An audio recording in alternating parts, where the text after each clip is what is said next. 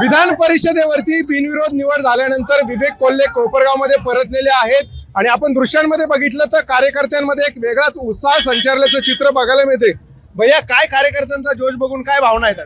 निश्चितपणाने खरं तर कार्यकर्त्यांच्या दृष्टिकोनातून 12 वर्षापूर्वी विधानसभेला जेव्हा माजी आमदार कोल्हेताई निवडून आल्या त्यावेळेस गुलाल घेतला होता। त्यानंतर प्रदीर्घ कालानंतर आज गुलाल घेण्याची संधी आली, त्याच्यामुळे एक वेगळा उत्साह कार्यकर्त्यांमध्ये या ठिकाणी दिसून येतो आहे। खरं तर विधानसभेला तुम्हाला काही कारणास्तव थांबावं लागलं होतं, आज कार्यकर्त्यांचा हा उत्साह बघितल्यानंतर त्यांचा देखील वनवास संपलाय कार्यकर्त्यांचा? निश्चितपणाने, कारण की एक अपेक्षा असते की आपल्या नेत्याने आपले काम करावे।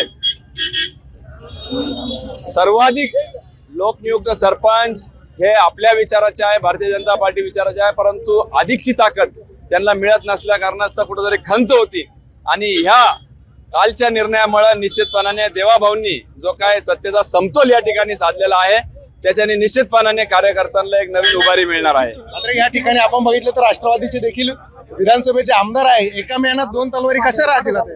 नाही, सगळं काही होईल, उलट त्याच्या सकारात्मक दृष्टिकोनातून कोपरगावला फायदा कसा होईल अशा अनुषंगाने आपण बघितलं पाहिजे आणि मला असं वाटतं त्याचा निश्चितपणाने फायदाच कोपरगावला होईल। या निमित्ताने काय कोपरगावकरांना संदेश आपण देणार?